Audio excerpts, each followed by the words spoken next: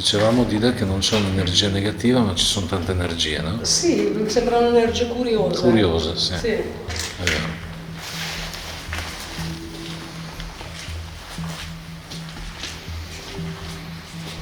Nel frattempo, dove abbiamo fatto la pausa, abbiamo visto tanti compiti, temi, verifiche. Qui ci sono altri, cosa sono? Banchi anche questi.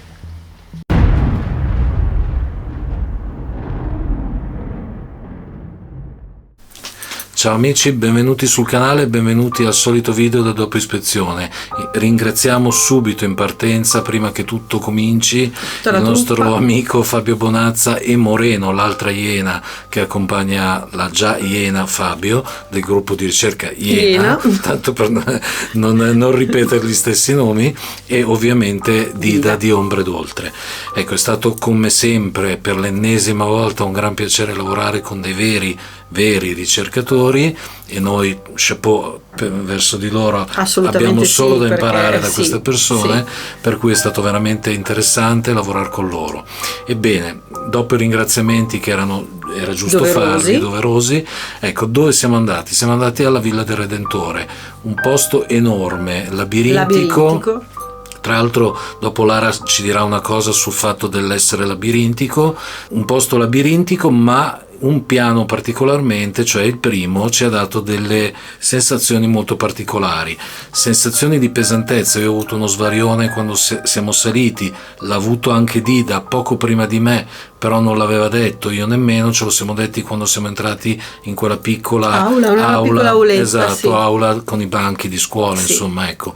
E quindi svarione mio, svarione di Dida, all'altezza del bancone dove poi Dida ha messo la candelina, ecco, lì io ho perso il vetrino della, come si chiama, della lampada quella di testa. Da testa, mi è venuto un male terribile al ginocchio e ho perso un braccialetto. Non sto dando ovviamente la colpa alle entità, però ragazzi, sempre lì, sempre nel solito posto. Per non parlare della strumentazione. Per non parlare della strumentazione, che è cominciato tutto all'inizio, quindi non al primo piano ma al pian terreno, dove Fabio Bonazza gli si è spenta la torcia della videocamera per poi riaccendersi dopo pochi secondi, e insomma sono state Moreno gli si è spento il registratore più di una volta. Esatto, più di una volta. Per fortuna aveva l'altro, perché come tutti quelli bravi viaggiano con le doppie strumentazioni, perché semmai nel caso una si guastasse c'è il muletto, c'è quella di riserva. La torcia che avevo io, che ha drasticamente tutto d'un colpo ha cominciato a calare, è andata a picco. Quindi insomma è stata veramente una cosa particolare, un'ispezione particolare, però vi farei raccontare una cosa da Lara che è un po' una curiosità, ma è la verità, quindi io la farei dire a lei, perché lei da diretta quella interessata, insomma. Allora, non è un vanto, perché non c'è niente da vantarsi di questa cosa, però io ho uno spiccato senso dell'orientamento, sono un piccolo Google Map naturale, diciamo così. Però in quel posto ho perso l'orientamento, non riuscivo ad orientarmi, mi sentivo persa. Capitava che uscendo dalle varie stanze, dalle aule, mi dovessi girare attorno proprio per capire da che parte eravamo arrivati, se eravamo arrivati su dalle scale, quali scale, perché proprio non mi ci trovavo, ed è strano perché io di solito riesco con un'occhiata a dire no, guarda, siamo arrivati di là, mi ricordo al castello che tu ti eri un attimino, esatto, e ho detto non ti preoccupare, guarda, siamo arrivati dall'altra parte, non c'è problema, poi ritorniamo tranquillamente indietro da lì, insomma. E invece questa volta è successo così, stranamente. Mi sono stupita io, perché di solito veramente riesco a raccaprezzarmici bene o male, però questa volta è capitato questo. Diversamente da Corrado e Dida, che si sono sentiti poco bene, hanno avuto questi momenti di svarioni al primo piano, io invece mi sono sentita un po' con la testa pesante, e nel video lo dico, al pian terreno, in quella enorme stanza con il televisore rotto al centro, per intenderci, ecco lì il registratore. Lì in quel luogo ho sentito proprio la testa pesante, come una sorta di oppressione. Poi vabbè, ero un po' agitata, non lo nego, infatti Corrado me l'ha chiesto, fa sei nervosa, sei agitata? Sì, però il fatto di essere comunque insieme, infatti ringrazio Fabio che si era preoccupato e aveva chiesto se vuoi ci fermiamo, esatto, se volevamo interromperci un attimo, non era necessario, comunque sia l'essere insieme, il fare gruppo aiuta, anche perché bene o male ci si scambia la battuta, si parla, ci si confronta, e quindi poi la cosa l'ho superata. Però è successo questo. È successo anche a me questo, vabbè, ogni tanto non siamo esenti da, ecco, e poi vabbè ragazzi, i soliti rumori li avete visti nel video. Io addirittura più volte, anzi no, una volta ho detto caspita, ma qui di rumori ce ne sono tanti, effettivamente ce n'erano una fucilata, un casino. Il fatto è che quella casa, come quella villa, insomma, come tante altre strutture di una certa età, ovviamente scricchiolano in ogni dove, basta camminare che già fai scricchiolare i pavimenti, gli armadi quando li trovi, o strutture limitrofe. Quindi non è che si possa dare in questo senso la colpa all'entità, al fantasma, questo o quell'altro. È una casa di non so quanti anni fa, adesso l'abbiamo detto ma non mi ricordo, è vecchia, è molto diroccata, sta cadendo a pezzi, per cui ragazzi ogni passo è qualcosa che si muove, è qualcosa che scricchiola, per cui non me la sento di dare la colpa di questi rumori però si sentivano. Certo è che infatti in fondo al video lo vedrete, abbiamo captato qualcosina. Ripeto, poi andate a vedere il video che vi metto il link in descrizione per vedere ciò che ho captato io con la videocamera, ma poi capite bene che avevamo il Tascam, ce l'aveva Lara, per cui da lì abbiamo trovato un po' più di ciccia. Se ci vuoi dire quale? Esatto, prima di elencarvi i punti che abbiamo ritenuto un pochino più interessanti, volevo citare Dida che ha detto che erano entità curiose, ed è bella questa espressione, perché effettivamente non abbiamo sentito un'aria di oppressione o o negativa in qualche modo. Assolutamente no, se non quando siamo entrati nella stanza dei lettini. La stanza dei lettini era proprio era davvero particolare, l'impatto è stato forte, anche perché il lettino piccolo, ma era proprio materassi marci, rovinati, proprio distrutti. E lì l'impatto è stato veramente pesante, ma per il resto non c'era un'atmosfera negativa, si sentiva che c'era qualcosa di strano, e questa espressione di Dida, entità curiose, ci sta giusta. Ci è piaciuta tant'è e ci sta che giusta. Fino all'ultimo eravamo tentati se dare proprio il titolo così al video, perché, e poi abbiamo scelto Enigma al primo piano, perché comunque quel primo piano era strano, insomma. Era strano, sì. Allora, che cosa abbiamo trovato?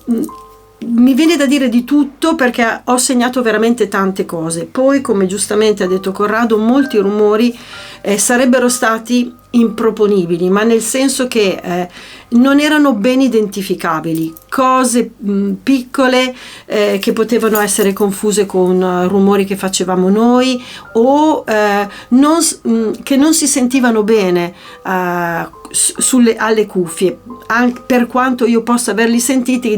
Tante volte dico guarda che si sente, magari lui non riesce a sentirlo, per cui dico lasciamo perdere, perché non avrebbe senso. Abbiamo però da farvi riascoltare quattro suoni, quattro rumori. Il primo è un che si sente forte, che si ripete al terzo suono che poi vi riproponiamo. Quindi il primo e il terzo sembrano simili, il terzo più una sorta di bisillabo, quasi una parola di 2 sillabe che viene ripetuta ma che non si capisce, ma che sembra quasi un ancora. Il secondo invece è uno strano verso che ci ha fatto un po' dibattere, perché io lo sento in cuffia e l'ho sentito in fase di montaggio e di riascolto dell'analisi. Corrado ha avuto più fatica a sentirlo. Non ho l'età Manco io, però io l'ho sentita. Io però l'ho sentita. Vabbè. Per cui vabbè, pazienza. Ed è una sorta di rumore come uno sforzo, come se uno facesse fatica a dire qualcosa. Diteci voi se lo sentite, se date l'età che non ha l'età lui o non ho l'età io, in un senso o nell'altro, adesso a parte gli scherzi. Mentre invece l'ultimo, il quarto rumore, è un urletto, un urlo sì, netto, un urlo netto tra le nostre parole, perché lì è il punto dove stiamo dibattendo su quella specie di cancelletto chiuso mentre scendiamo le scale. Ecco, se poi, scusa se ti interrompo, Prego. Anche lì, ragazzi, io avevo Lara qua alle mie spalle, Io sono sempre lì tipo corvo. Esatto. Dida era davanti a me, Fabio Moreno era davanti a Dida, però capite bene che quell'urletto sembra assolutamente femminile e lontano, appena spostato. Io avevo il Tascam in mano, esatto. In un primo momento ho dato la colpa a me, cioè sì. Ho detto sono io, perché io parlo poco prima, ma la mia voce si sente più forte. È vicina, è vicina al microfono, sì, ma anche perché io ho il Tascam in mano, esatto. Io in quel punto abbiamo ascoltato mentre invece l'urlo è più basso. È più basso, non è la tonalità di Dida ed è chiaramente femminile. Sì. Per cui lasciamo un forte punto di domanda, ma come sempre i punti di domanda li mettiamo ovunque. Ricordiamo che la struttura ha avuto più passaggi di destinazione, sì. Anche per far riferimento alla presenza di donne nella struttura stessa, nel senso che è stata una struttura a destinazione religiosa, ci andavano i seminaristi a passare l'estate e quindi comunque anche a studiare, ma è stato anche un posto dove c'erano bambini, un asilo, sì. Ci sono state delle religiose, delle suore, ed è stata poi anche una scuola per panificatori, quindi professoresse, magari c'erano le classiche professoresse, quindi voglio dire, non per forza devono esserci gli spiriti di professoresse o di suore, però c'è tanta storia, il passaggio di tanta gente c'è stata, energia ce ne deve essere stata e probabilmente c'è ancora.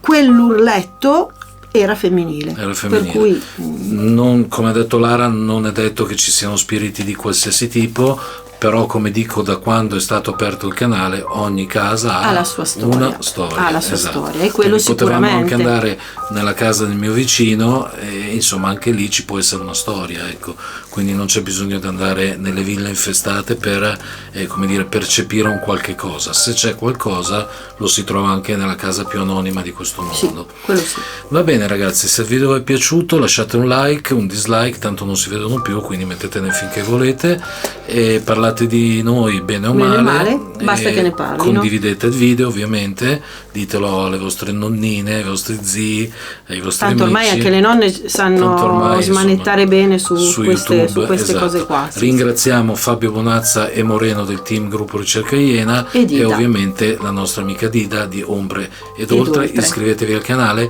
che troverete i link nell'ispezione. A prestissimo. Ciao. Ciao.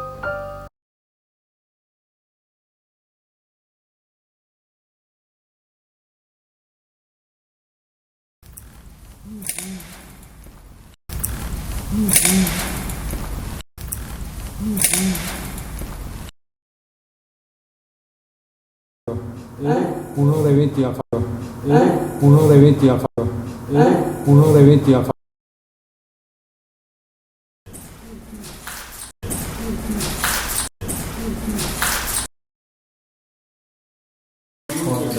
Magari perché dalle classi per non far salire i bambini.